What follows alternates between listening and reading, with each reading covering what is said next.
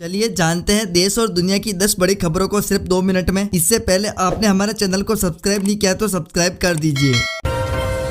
Israel Hamas के युद्ध के बीच कांग्रेस ने किया फिलिस्तीन का समर्थन। इजराइल हमास के युद्ध के बीच दिल्ली में कांग्रेस कार्य समिति ने एक बैठक में प्रस्ताव पेश कर फिलिस्तीन का समर्थन किया है। कांग्रेस ने कहा कि CWC फिलिस्तीनी लोगों के जमीन, स्वशासन और आत्मसम्मान में गरिमा के साथ जीवन के अधिकारों के लिए अपने दीर्घकालीन समर्थन को दोहराती है। CWC तुरंत विराम और बातचीत शुरू करने का आह्वान करती है।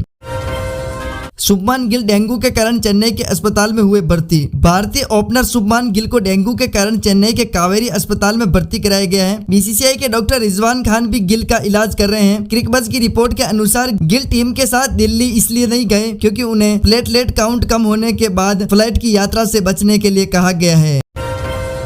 हिंसा संघर्ष के समाधान का मार्ग नहीं, इजराइल हमास युद्ध को लेकर संयुक्त राष्ट्र महासभा। इजराइल हमास के बीच जारी युद्ध को लेकर संयुक्त राष्ट्र महासभा के अध्यक्ष डेनिस फ्रांसिस ने कहा कि हिंसा संघर्ष के समाधान का मार्ग नहीं है। उन्होंने कहा कि समाधान के लिए राजनीतिक प्रक्रिया ही एक सुरक्षित मार्ग है। संयुक्त राष्ट्र हमेशा कूटनीति, वार्ता व चर्चा का एक मंच रहा है। हम समाधान के लिए भूमिका निभाने के लिए तैयार है।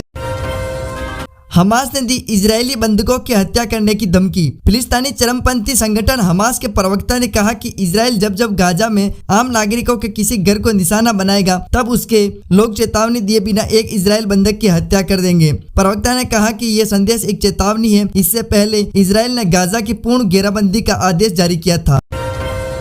दिल्ली में आम आदमी पार्टी विधायक अमानतुल्लाह खान के आवास पर ईडी ने की छापेमारी। प्रवर्तन निदेशालय ईडी ने आम आदमी पार्टी के विधायक अमानतुल्लाह खान के दिल्ली स्थित आवास पर छापेमारी की है। वकॉल रिपोर्टर्स ईडी ने अमानतुल्लाह के ऊपर लगे वक्फ बोर्ड जमीन घोटाले के आरोपों को लेकर छापेमारी की है। गौरतलब है कि पिछले सप्ताह ईडी ने दिल्ली आबकारी नीति घोटाले में आप सांसद संजय सिंह को गिरफ्तार किया था।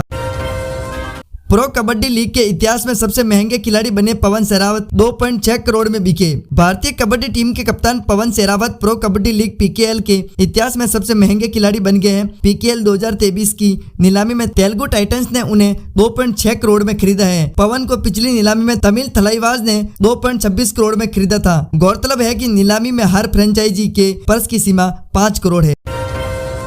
इजराइल ने मुझे जिंदगी दी है, मैं उसके मुश्किल वक्त में उसे नहीं छोड़ सकती। भारतीय नर्स। कर्नाटक की एक 41 वर्षीय नर्स ने कहा कि वे हमास इजराइल युद्ध के बीच इजरायली सरकार की मदद करने को तैयार है। परमिला प्रभु नामक नर्स ने कहा, इजराइल ने मुझे जिंदगी दी है, मैं उसके मुश्किल वक्त में अपने देश नहीं जा सकती। उन्होंने कहा कि उनके तेल अवीव याफो वाले घर से 1 किलोमीटर दूर बम विस्फोट हुए हैं।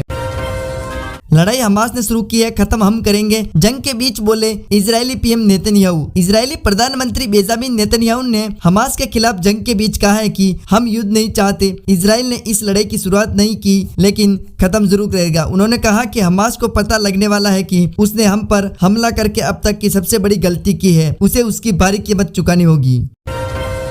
राजस्थान विधानसभा में रिपोर्ट के मुताबिक चुनाव के दिन हो सकती है 50,000 से अधिक शादियां। राजस्थान में आगामी विधानसभा चुनाव के लिए होने वाले मतदान के दिन 23 नवंबर राज्य में 50,000 से अधिक शादियां होने की संभावना है। 23 नवंबर को देव उठनी 11 पर्व है, जिसे शादियों के लिए सबसे पसंदीदा अवसर माना जाता है। इन शादियों के कारण राज्य में मतदान का प्रतिशत प्रभावित होने की संभावना है।